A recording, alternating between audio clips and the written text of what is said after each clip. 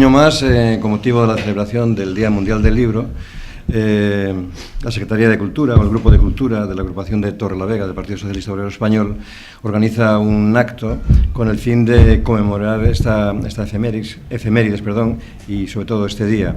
Queríamos ir un poco más allá de presentar meramente un libro, y sino ir más bien a lo que un autor, un escritor, un historiador, una persona que hace cómics, la persona que se mueve en el mundo del medio ambiente y de la naturaleza, qué es lo que pasa por su cabeza a la hora de decir voy a hacer un libro, cómo lo plantea, cómo hace su guión mental y cómo lo desarrolla. Luego viene la parte, digamos, técnica, cuando va al editor, el que lo diseña, el que hace, bueno, la maqueta y el que da un formato de una u otra manera al libro que podemos tener entre manos. Eso es un poco la idea, conocer el libro físicamente y sobre todo cómo se hace mentalmente, cuál es el proceso mental intelectual que lleva a una persona a editar un libro y cómo lo hace. Entonces, Jesús García, conocéis, es técnico superior de urbanismo, además divulgador, especialista en medio ambiente, ha trabajado con infinidad de materias y de lugares. Tiene su último libro, es el de los osos. Está preparando otro que ya nos dirá si quiere en la propia charla del día 21, el jueves a las 7:30, aquí mismo en la sede del PSOE, en la Casa del Pueblo. Jesús de Castro es el último que se ha incorporado al mundo editorial con un libro sobre cómics. Jesús de Castro es periodista, ha trabajado en radio, desde la primitiva radio Antena 3, pasando por otras, hasta por Televisión Española, donde también ha colaborado en guionizando muchos reportajes en muchos espacios. Es el formato del libro visual, el que podemos ver a través de un medio de comunicación como la televisión. Y finalmente le he dejado al último, porque el que más experiencia tiene y el que más libros ha editado es Miguel Ángel Sánchez, historiador, profesor de Historia en la Universidad de Cantabria, Historia Contemporánea, y además fue director de la Universidad de Educación a Distancia. Creo que son tres ejemplos muy claros de tres formas diferentes de hacer, de plantear y de estudiar la manera de hacer un libro. Entonces ellos, yo creo que mejor brevemente podéis darnos un pequeño flash de lo que va a consistir vuestra charla, que va a ser una charla coloquio en la que entre vosotros mismos podréis interactuar. Entonces, pues habéis escuchado a Ignacio, y de alguna forma lo que pretendemos hacer el jueves es comparecer, buscando a la gente, explicando pues qué es lo que nos lleva ya a acabar, concebir el libro. Desde luego me imagino, pues porque bueno, un poquito, muy poco, pues puedes conocer de la forma de trabajar de otros y eso de quienes me acompañan aquí, cómo se llega desde que se concibe inicialmente hasta el acabado del libro. Pues tenemos caminos muy diferentes y métodos de trabajo muy diferentes. En el caso concreto, pues un poco lo que a mí me toca, pues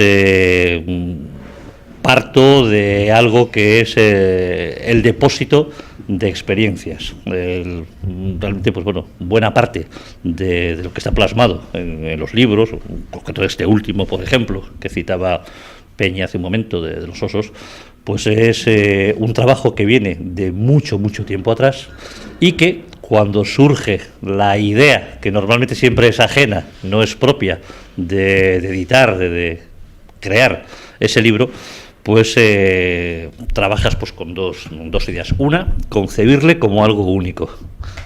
El libro, además, no es casual que sea un nombre, un sustantivo singular.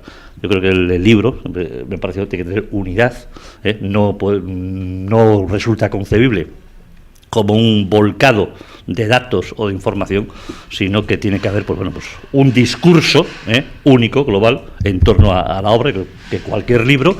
Y en este caso, pues a partir de la idea de lo que se quiere concebir, pues es ir haciendo, pues ordenando datos, ordenando ideas, ordenando experiencias, sobre todo de campo.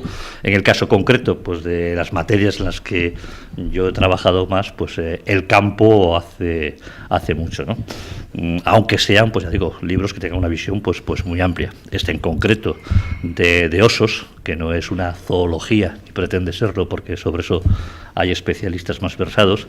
Sí, bueno, pues es un viaje a través de la historia sobre cómo una criatura, por la cual uno pues ha sentido siempre una cierta atracción, ha sido, bueno, pues una especie de reflejo de cuál ha sido la idea o el pensamiento a lo largo del tiempo de las gentes, ¿no? Como una criatura que ha vivido más o menos cercana a las personas, a lo largo de la historia ha adoptado papeles tan radicalmente diferentes en la visión del hombre, de las personas, desde una criatura casi divina, admirada, repudiada por la irrupción de un pensamiento religioso, a convertirse pues en una especie de icono del ambientalismo. Y bueno, pues esa idea, trasladar esa idea, pues a través de mucho trabajo de campo, trabajo documental, mucho pateo, pero digo, siempre presidiendo, en el momento en que tienes que abordar, hacer un libro, pues eso, que no puede concebirse pues como un receptáculo de ideas, de datos, de demás, sino que la búsqueda de la unidad, que un libro sea un todo uno y que deba llegar, casi lo que pretende siempre, al lector, transmitiendo una idea que necesita pues leerse en toda su integridad y no como una mera fuente de datos para coger aquí o allá. Bueno, pues un poco en torno a eso, pues intentaremos hablar de ese día. Y resulta que vamos a convertir en lo que se refiere a lo que yo voy a comentar. He leído eso, que cuando una multinacional quiere montar un gran escenario para presentar una película antes del estreno, pues eso es una precuela, creo. Entonces, esto va a ser una precuela, y estoy un poco en de un libro que estoy terminando sobre la historia de Torrelavega en el segunda mitad del siglo XVIII hasta la Guerra de la Independencia. Les comentaba antes que el libro podría titularse, no como se va a titular, Sociedad, Economía y Política en Torrelavega durante el siglo XVIII, sino que podría titularse Torrelavega antes de ser Torrelavega. ¿Cómo era Torrelavega antes de que no supiera Torrelavega ni la gente de Torrelavega lo que iba a pasar, ni se lo imaginaba? Entonces eso es voy un poco en la onda que dice Jesús, no es un receptáculo de ideas volcadas ahí sin más, sino que es que hay que elaborar un discurso y hay que utilizar toda la documentación que hay, cada vez más con Internet. Estoy absolutamente desbordado, y luego engarzarlo con lo que está pasando en otros sitios para que no se piense la gente que esto es una isla y que lo que estaba pasando aquí en Torrelavega no pasaba en ningún sitio. También pasaban, pero de otras maneras. Y voy a intentar con bastantes diapositivas, pues cómo nace la idea. La idea nació derivada de un libro que empezó a desarrollarse durante el primer centenario de la ciudad, pero que por problemas de espacio se me quedaron muchísimas cosas, y ahora voy a aprovechar para terminar lo que empecé hace 20 años. La diferencia fundamental es que los medios de comunicación, el alcance enorme que tiene Internet, te pone en un archivo de Zacatecas, o te pone en el archivo de Indias de Sevilla, te pone en el archivo de la Chancillería de Valladolid. Ahora mismo vamos a hacer publicidad de nuestro propio ayuntamiento. El Archivo Municipal de Torrelavega ha volcado las imágenes digitales de actas y de otras cosas más que hay, con lo cual los historiadores estamos perdidos. Necesitaríamos unas 6 o 7 más o menos reencarnaciones para poder desarrollar todo lo que está a nuestra disposición.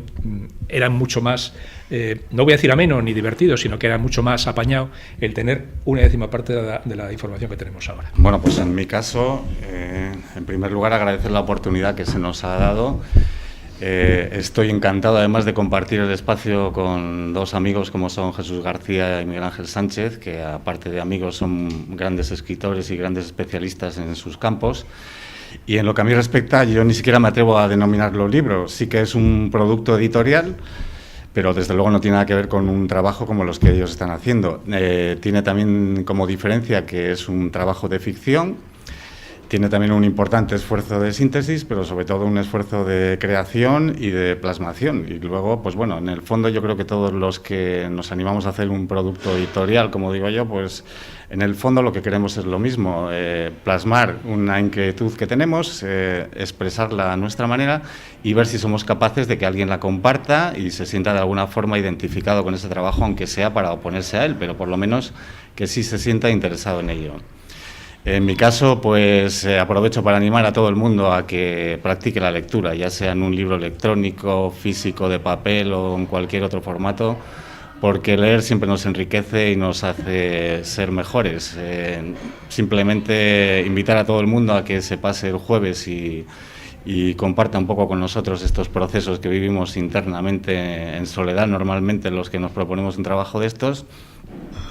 Y en mi caso, pues recordar que como se trata de ficción, esto viene un poco al hilo de una frase de una sentencia de Francis Bacon que recogía ayer un periodista en un diario regional y que venía a decir pues que el ser humano fue dotado de imaginación para compensar todo aquello que no es, y que fue dotado de humor para compensar todo aquello que es. Pues bueno, un poco con imaginación y humor ha sido con las claves que yo me he enfrentado a este trabajo que pretenderé explicar junto a mis compañeros el jueves.